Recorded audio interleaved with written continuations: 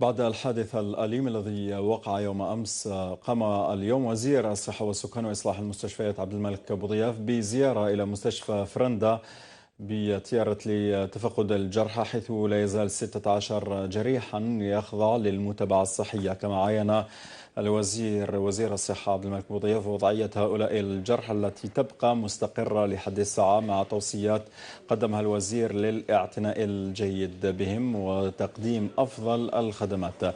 ديار بن داود بعث لنا بالتالي.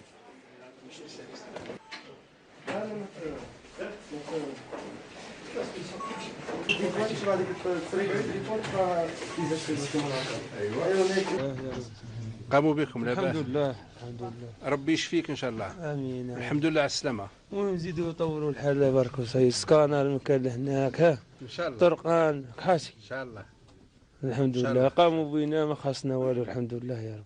ان شاء الله تخرج لاباس عليك ان شاء الله. الحمد لله يا رب. بارك الله فيك. الحمد لله. الطاقم او الاطقم الطبيه تاعنا في تيارت كانت في المستوى كما العاده، وقامت بالواجب تاعهم مشكورين. اطمأنينا على صحه المرضى تاعنا، ونقلنا لهم يعني تحيات الحكومه والوزير الاول، ولقيناهم مرتاحين بالخدمات اللي قدمتها الأطقم الطبية تاعنا، والحمد لله.